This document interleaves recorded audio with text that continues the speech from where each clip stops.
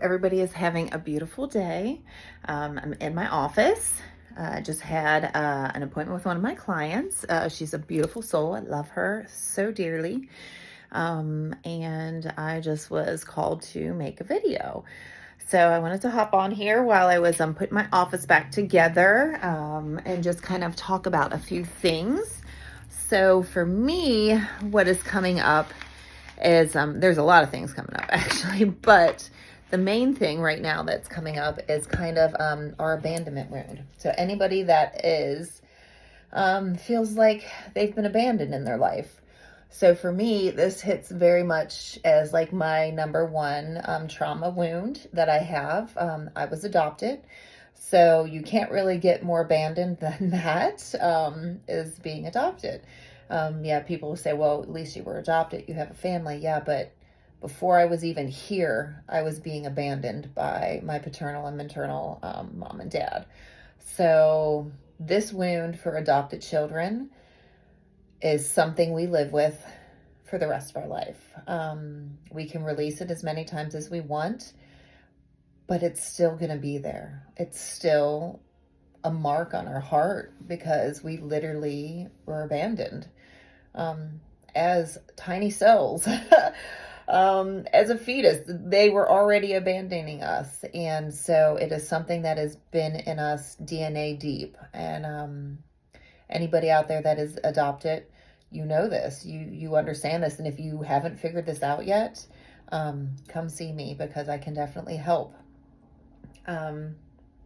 Yeah, so that's what's coming up for me right now is just the depths of that abandonment wound. It's there, it's ingrained in me. You may see sometimes in your life where you end up abandoning yourself in a lot of things that you do because this wound will replay and recycle in your life in so many different ways. So sometimes it replays by you leaving somebody so they don't abandon you. Sometimes it replays where you hold on too tightly to everything and everyone because you don't want to be abandoned. But then in return, it ends up abandoning you anyway because you've held on too tight.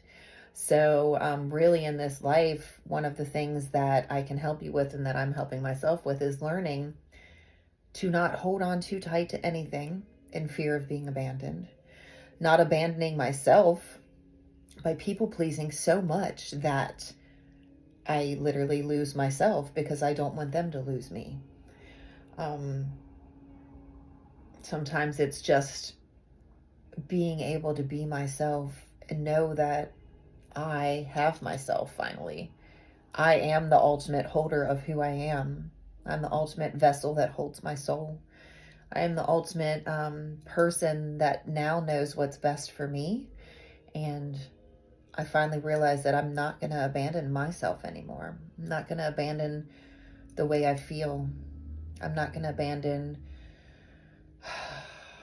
the way I talk about myself. I'm not going to abandon my emotions. I'm not going to abandon my anger. And I did that for a long time. My anger is very scary. So scary that I've actually hidden it away most of my life in fear that I would hurt myself or hurt somebody else. But my shamanism class this weekend, we did a soul retrieval and we were allowed to let go of labels. And in that soul retrieval and letting go of labels, I know I got my anger back. I spent most of Sunday yesterday being really fucking pissed off about a lot of things. And I saw that anger again and I felt that anger.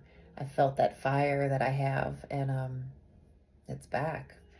But I know how to control it now. And I'm not scared of it. So yeah, that's kind of what's been coming up. So if anybody else is going through some of these things, refinding your anger, because anger is not a bad thing.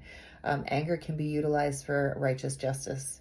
Anger can be used in a very correct manner to speak your words, but speak through the heart once you allow that anger to kind of do what it needs to do. But yeah, so I'm not going to abandon my anger. I'm not going to abandon myself.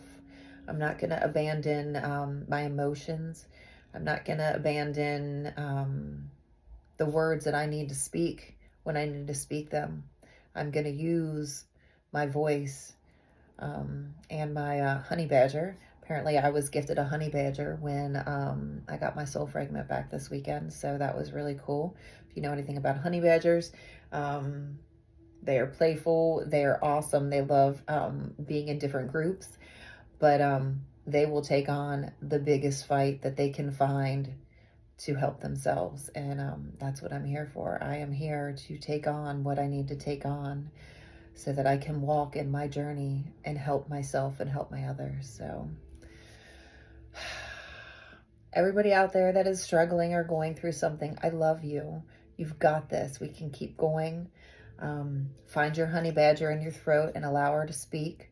Find your anger and utilize it for good. Put anger into a painting. Put anger into words that you're typing in a poem, into a song, whatever you need to do. But ultimately, don't abandon yourself.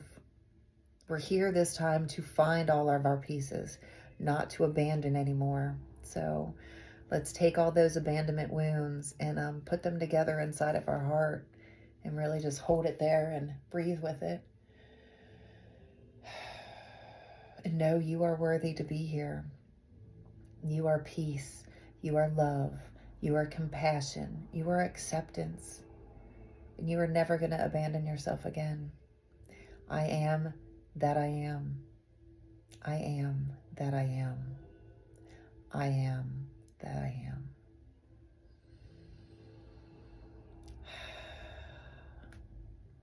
So thank you for listening to me. Ashatia katia turguruita. Amakahete ishikuru papayatia. Mehayete kiaterikiu turushka papoitia. I am that I am. I am that I am. I am that I am. Namaste, Ho'oponopono, Esquali, Espavo, Shalom, Salah, Amen. All nations under one source God. We got this, everybody. Keep going. I love you. Until you see each other again, have a beautiful day.